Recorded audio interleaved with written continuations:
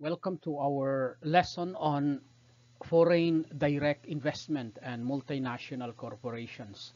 Actually, this is lesson 14 of our course on international studies in business. In today's session, we delve into the intricate domain of foreign direct investment or FDI and multinational corporations, MNCs. As globalization continues to reshape the business landscape, the strategic imperatives of FDI and the role of MNCs in driving economic growth and development have become increasingly prominent. So in this lesson, we will touch upon key concepts such as foreign direct investment, modes of FDI entry, the role of multinational corporations, and of course, strategic imperatives for managing FDI. Today, as we have earlier said, we embark on a journey into the intricate world of foreign direct investment and multinational corporations. As globalization continues to reshape the business landscape, the strategic imperatives of FDI and the role of MNCs in driving economic growth and development have become increasingly prominent. So join me as we explore the dynamics of FDI and the transformative impact of MNCs on the global economy. When we say foreign direct investment or FDI, we refer to the investment of capital by businesses from one country into physical assets or operations in another country. FDI plays a pivotal role in driving economic growth, fostering technology transfer, creating jobs, and enhancing global competitiveness. By establishing foreign subsidiaries, acquiring existing businesses, or forming strategic alliances, businesses can leverage FDI to access new markets, exploit comparative advantages, and diversify their operations across borders.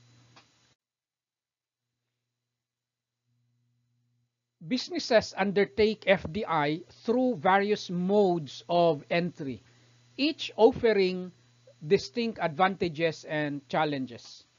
One, we have greenfield investments, which involve the establishment of new operations or facilities in foreign countries, providing businesses with full control over their operations and strategic direction.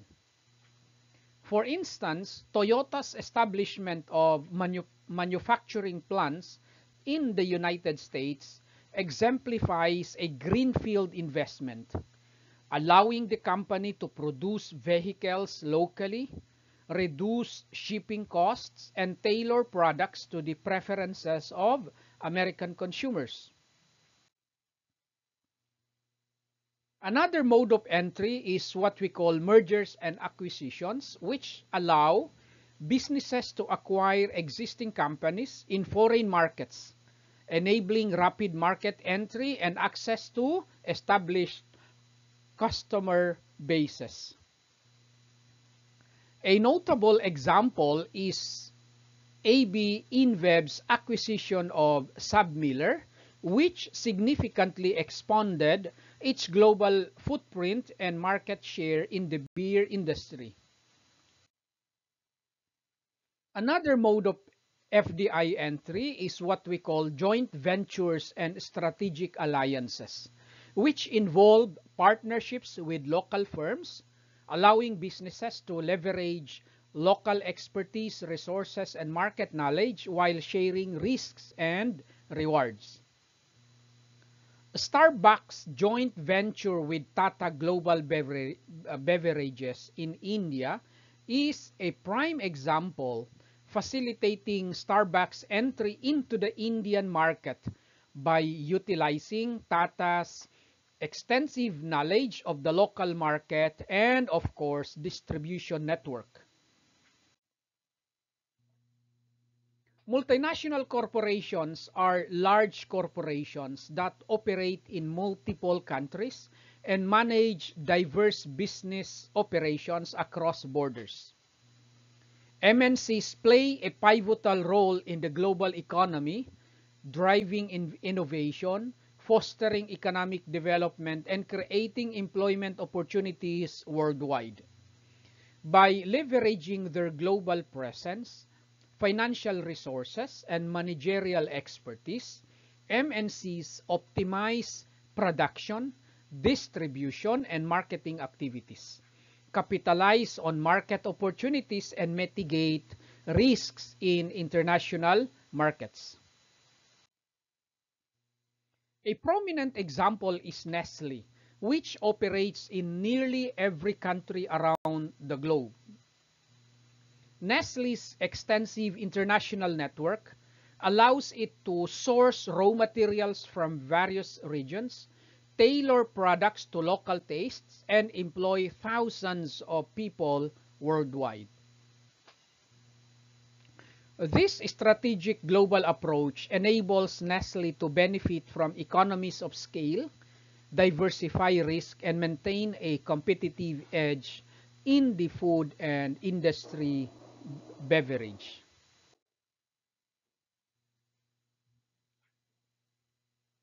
Managing FDI effectively requires businesses to adopt a strategic approach that aligns with their organizational goals and objectives. Businesses must conduct thorough market research, assess regulatory frameworks in the countries of operation, and evaluate political and economic risks before undertaking FDI.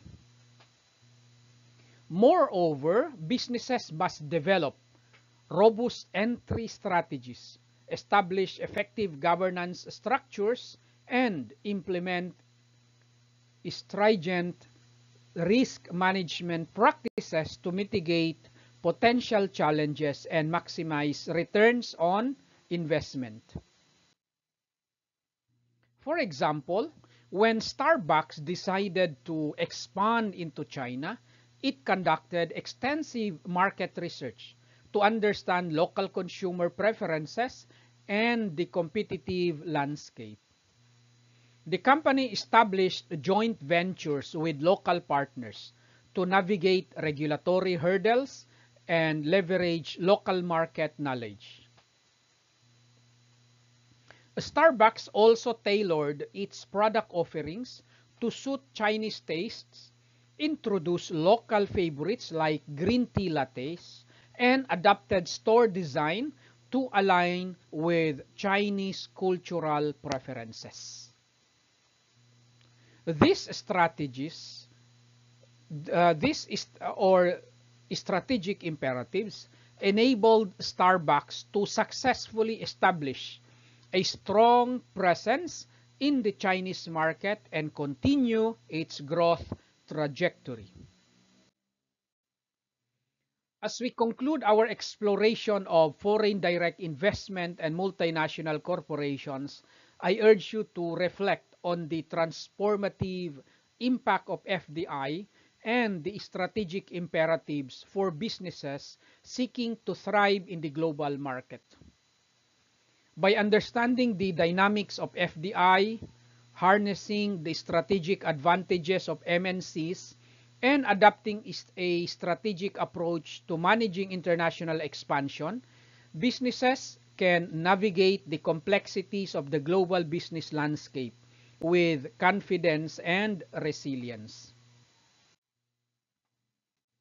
So now, in order for us to retain in our memory the important points of the lesson, let's have these review questions. 1.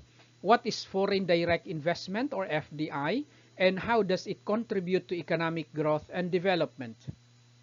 Foreign direct investment refers to the investment of capital by businesses from one country into physical assets or operations in another country. FDI contributes to economic growth and development by fostering technology transfer, creating jobs, enhancing global competitiveness, and promoting economic diversification.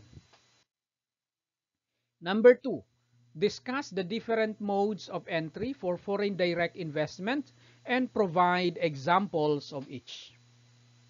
Modes of entry for FDI include greenfield investments, mergers and acquisitions, or M&A, joint ventures, and strategic alliances. Greenfield investments involve establishing new operations or facilities in foreign countries.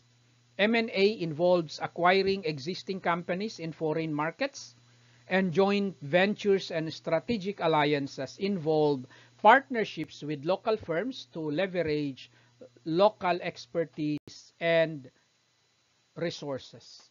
As for the examples, just review the earlier slides in the lesson proper.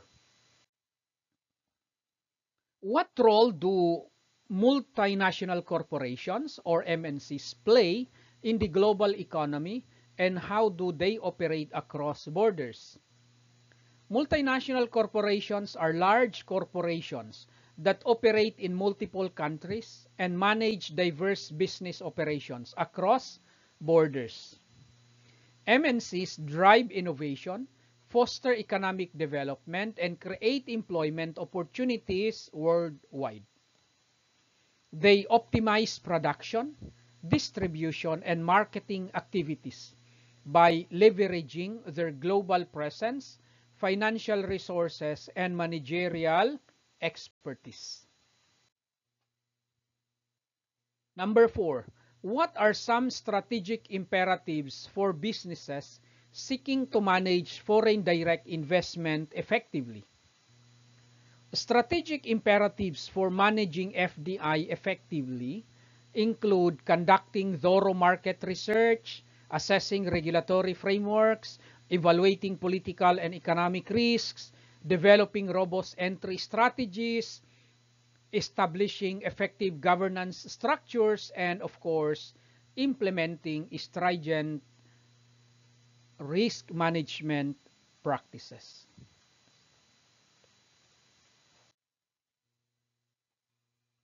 How can businesses navigate the complexities of the global business landscape and maximize returns on investment through foreign direct investment or FDI and multinational operations?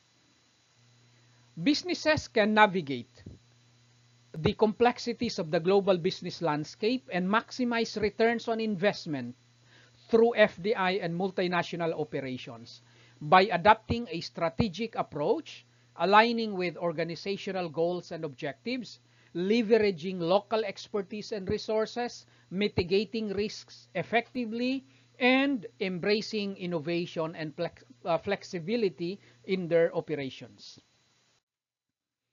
I now invite you to share your insights, experiences, and questions on foreign direct investment, multinational corporations, and the strategic imperatives for managing international expansion.